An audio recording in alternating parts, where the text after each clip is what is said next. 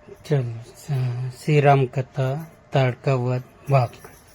प्रातःकाल स्नान संध्योपासना आदि कार्यों से निवृत्त होकर राम और लक्ष्मण गुरु विश्वामित्र के साथ सरिता तट पर पहुँचे।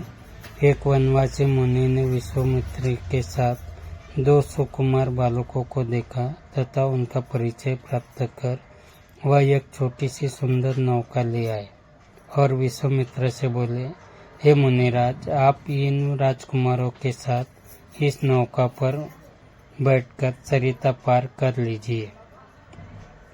विश्वामित्र जी ने उस मुनि को धन्यवाद दिया और राम तथा लक्ष्मण के साथ नौका पर सवार हो गए। इस प्रकार वे सागर से मिलन की आतुरता में कल नाद के साथ दौड़ती जा रही उस नदी को पार कर गए। नदी के उस पार एक भयानक वन था। उस वन को देखकर राम बोले, गुरुदेव, यह वन तो बड़ा भयंकर है। सभी ओर से सिंह, व्याघ्र आदि हिंसक पशुओं के दहाड़ने और हाथियों के चिंगाड़ने की ध्वनि आ रही है। जंगली सुअर, भालू, वन भैंसे आदि वन्य प्राणी भ्रमण करते दृष्टिगत हो रहे हैं। वृक्षों की सघनता के कारण सूर्य का प्रकाश इस वन के भीतर घुसने का साहस नहीं कर पा रहा है और इसी कारणवश चारों ओर अंधकार हो रहा है। इस अति दुर्गम वन का क्या नाम है? राम के इस प्रश्न का उत्तर विश्वामित्र ने इस प्रकार दिया, हे राघव, पूर्व काल में इस स्थान में वन न होकर मलदा और करूप नाम के दो बड़े समुद्र राज्य हुआ करते थे। दोनों ही राज्य ऊंची ऊंची अट्टालिकाओं, वाटिकाओं तथा सुंदर पथों से सुशोभित थे तथा धन धान्य और समृद्धि से परिपूर्ण थे। दूर दूर के व्यापारी यहाँ पर व्यापार करने आया करते थे, किंतु ताड़का नामक एक यक्ष कन्या ने उन दोनों राज्यों का विनाश कर दिया। ऋषि विश्वामित्र ने आगे बताया, ताड़का कोई साधारण स्त्री न होकर सुंदर नाम के राक्षस की पत्नी और मारीच नामक राक्षस की माता है।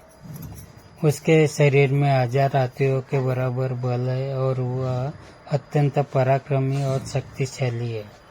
इस प्रदेश को नष्ट करने के पश्चात ताड़का ने अपने पुत्र मारीच के साथ मिलकर यहाँ के समस्त निवासियों को मारकर खा डाला।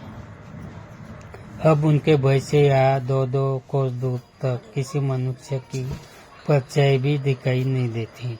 भूलवश यदि कोई यहाँ आ भी जाए तो जीवित नहीं लौट पाता। इसी ताड़का का संहार करने के लिए मैं तुम्हें यहाँ लाया हूँ। राम ने आश्चर्य से पूछा, गुरुदेव, स्त्रियाँ तो कोमल और दुर्बल होती है, फिर ताड़का में 1000 हाथियों का बल कैसे आ गया? ऐसा प्रतीत होता है कि अवश्य कुछ न कुछ रहस्य है। विश्वामित्र बोले, बस तुम्हारा कथन सत्य है और वास्तव में इसके पीछे एक रहस्य है। सुकेतु नाम का एक अत्यंत बलवान यक्ष था। वह संतानहीन था, अतः संतान प्राप्ति के उद्देश्य से उसने ब्रह्मा जी की कठोर तपस्या की। उसकी तपस्या से प्रसन्न होकर ब्रह्मा जी ने उसे संतान होने का वरदान दे दिया। परिणाम स्वरूप ताड़का का जन्म हुआ। सुकेतु द्वारा ताड़का के अत्यंत बली होने का वर मांगने पर ब्रह्मा जी ने उसके शरीर में 1000 हाथियों का बल दे दिया। विवाह योग्य आयु होने पर सुकेतु ने ताड़का का विवाह सुंदर नामक राक्षस से कर दिया और उससे मारीच का जन्म हुआ। मारीच भी अपनी माता के समान बलवान और पराक्रमी था। वह सुंदर राक्षस का पुत्र होकर भी स्वयं राक्षस नहीं था, किंतु बाल्यकाल में वह बहुत उपद्रवी था। ऋषि मुनियों को अकारण कष्ट दिया करता था। उसके उपद्रव से त्रस्त होकर एक दिन अगस्त्य मुनि ने उसे राक्षस हो जाने का श्राप दे दिया। अपने पुत्र के राक्षस गति प्राप्त हो जाने से सुंद अत्यंत क्रोधित हो गया और अगस्त्य ऋषि को मारने दौड़ा। इस पर अगस्त्य ऋषि ने शाप देकर सून को तत्काल भस्म कर दिया। अपने पति की मृत्यु का बदला लेने के लिए ताड़का भी अगस्त्य ऋषि पर झपटी। इस पर अगस्त्य ऋषि ने शाप देकर ताड़का के सौंदर्य को नष्ट कर दिया और वह अत्यंत कुरूप हो गई। अपनी कुरूपता को देखकर और अपने पति की मृत्यु का बदला लेने के लिए ताड़का ने अगस्त्य मुनि के आश्रम को नष्ट करने का संकल्प किया। अतः हे राम, मैं तुम्हें आज्ञा देता हूँ कि तुम ताड़का का वध करो। तुम्हारे अतिरिक्त इसका वध कोई भी नहीं कर सकता। अपने मन से यह विचार निकाल दो कि यह स्त्री है और स्त्री का वध मैं कैसे करूं। स्त्री के रूप में यह एक घोर पाप है और पाप को नष्ट करने में कोई पाप नहीं होता। समस्त संशय को त्याग कर मेरी आज्ञा से तुम इस पापनी का संहार कर दो। राम ने कहा, गुरुदेव, आपकी आज्ञा मुझे शिरोधार्य है। समस्त मानवों के कल्याण के लिए मैं अवश्य ही ताड़का का वध करूंगा। इतना कहकर राम ने अपने धनुष पर बाण रखकर उसकी प्रत्यंचा को कान तक खींचकर भयंकर टंकार किया। टंकार से उत्पन्न ध्वनि से समस्त वन प्राण गुंजायमान हो उठा। वन्य प्राणी भयभीत होकर इधर उधर भागने लगे। इस प्रकार की अप्रत्याशित खलबली मची देखकर ताड़का क्रोध से भर उठी। धनुषता ने राम को देखते ही इस विचार से कि कोई अपरिचित कुमार उसके साम्राज्य पर आधिपत्य करना चाहता है, वह क्रोध से पागल हो गई। राम पर आक्रमण करने के लिए वह तीव्र गति से उन पर झपटी।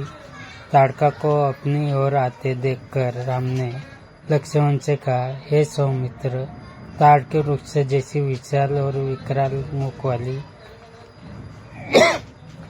इस राक्षसी का शरीर कितना कुरूप है। इसकी मुख मुद्रा देखकर ही प्रतीत होता है कि यह बड़ी हिंसक है और निरीह प्राणियों की हत्या करके उसका रक्तपान करने में इसे बहुत आनंद आता होगा। तुम एक तरफ सावधान होकर खड़े हो जाओ और देखो कि कैसे इसे मैं अभी हम लोग बेचता हूँ। विकराल देहधारिणी ताड़का अपने बड़े बड़े दांत चमकाती भुजाओं को फैलाए हुए दूधगामी बिजली की तरह राम और लक्ष्मण पर अत्यंत तीव्रता के साथ झपटी। राम इस भयंकर आक्रमण के लिए पहले से ही तत्पर थे। उन्होंने तीक्ष्ण बाण चलाकर उसके हृदय को छलनी कर दिया। उसके वक्षस्थल को से गर्म गर्म रक्त की धारा प्रवाहित हो उठी। वह आक्रमण करने के लिए पुनः टूट पड़े। इससे पूर्व ही राम ने एक और बाण चला दिया जो सीधे उसके वक्ष में जाकर लगा और पीड़ा से चिकती हुई चक्कर खाकर भूमि पर गिर पड़ी और अगले क्षण उसके प्राण पखेरु उड़ गए। राम के इस रण कौशल और ताड़का की मृत्यु से ऋषि विश्वामित्र अत्यंत प्रसन्न हुए। उनके मुख से रामचंद्र के लिए आशीर्वचन निकलने लगे। गुरु की आज्ञा से वहीं पर सभी ने रात्रि व्यतीत किया।